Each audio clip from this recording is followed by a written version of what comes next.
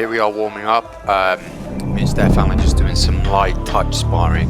Hands and legs, getting the blood flowing, moving. Nice little check kick. Check again by myself.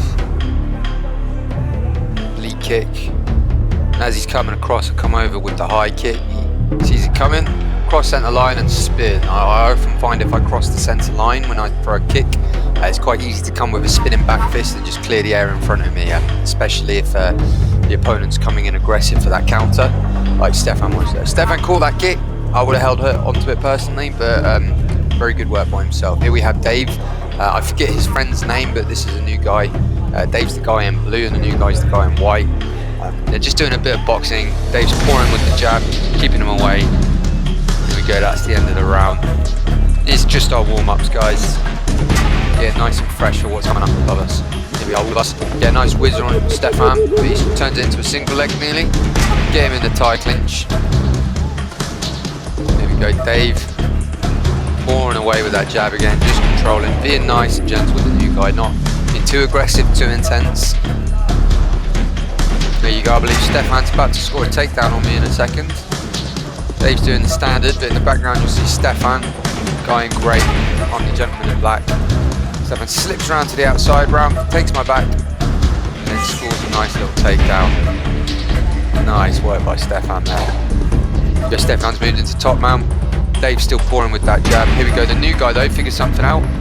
He creates an angle, that nice little shift. Here we go, into the knife sparring.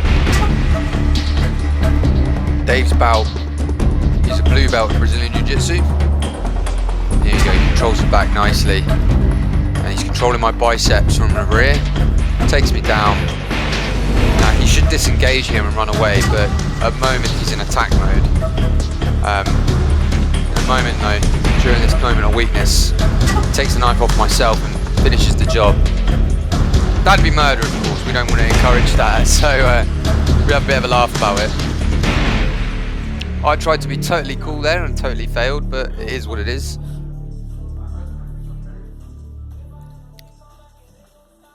There you go.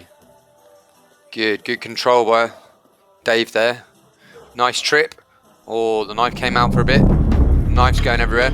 I get some really good stabs on his neck here and his chest and slice into bits. So he stops for a moment, but I just tell him, forget about it, just keep fighting. For the sake of the drill, you still got some fight left. Should be disengaging right now that he's out of my guard. There you go. Dave's definitely a better grappler than myself. I noticed I limped there. There's something that's slightly off with my calf the past few weeks, but it's getting better. Here I am, I'm trying to shuffle it up a bit.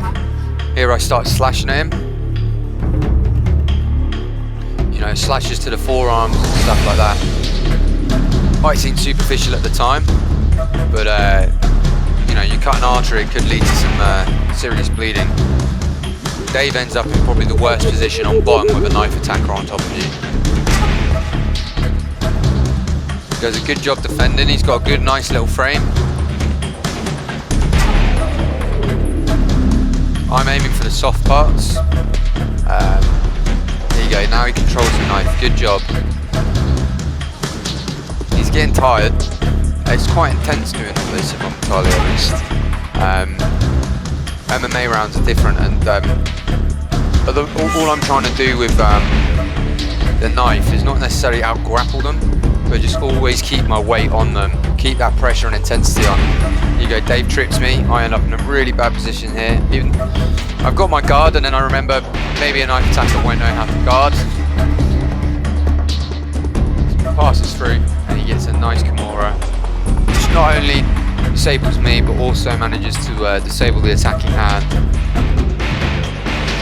Here I just run and check the time, and this is it, the last 30 seconds, so I'm really going for him.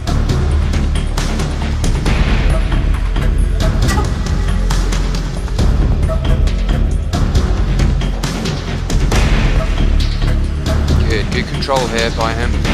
This is quite a good position for knife defense. Although it might not look it, the knife's flinging around everywhere. He's got my left arm isolated, and he's controlling my right hand so that I can't attack. And here we go.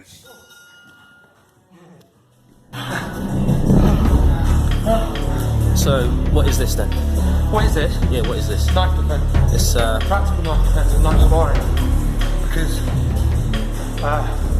it's all well and good doing katas, but not enough people actually drill shit like this. I put it into sparring and incorporate like BJJ and MMA elements into defending stuff, which is what we're looking at today, which is quite cool. Because it really changes how you think. Because you're not just thinking like control the person, you can control the weapon. And as Dave found out, you can swap hands and stuff like that, stuff that you can think of in the game, stuff that you can talk. On a real situation, it could be 90 days. What would you say to the people on the other end of the spectrum who are like, this is all bullshit, if someone pulls a knife, just run. Anything you do is bollocks. Yeah, like we do things like I want Dave to run. If he gets in a really dominant position, there's no point in being now in the danger zone. Like we just want to run. And this is just training for that worst case scenario. I've been jumped before, I've been checked how people. And I got caught in the supermarket with car park. I couldn't run the crowd. There's these kids around that get stabbed, and a lot of them there, they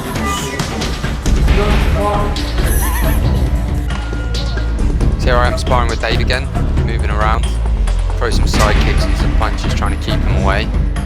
And they buy me a little bit of time and space, but he comes in. It's hard to see from this angle. I managed to get the whizzer and control his arm. It's quite funny, Dave's new to the knife sparring situations that we do, so he keeps doing things that a typical knife attacker probably wouldn't know, breaking the grips with his knees, and quite high level grappling, which is good training for me. You never know what situation you're going to end up in. It's just a bit more unlikely compared to someone who's a bit more timid and scared using a weapon, which is more likely scenario. Also shoots for a double leg here, which could also happen. It's very instinctual to grab people's legs and drive. Here I am in bottom, trying to get out. I've got John giving me advice.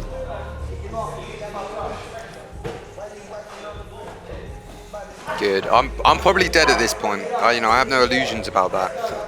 And as I say, the point of these drills isn't to make us invincible. It's quite humbling to realise how dead you'd be in a knife attack situation. It's about minimising the damage to ourselves and trying to maximise the chance of survival.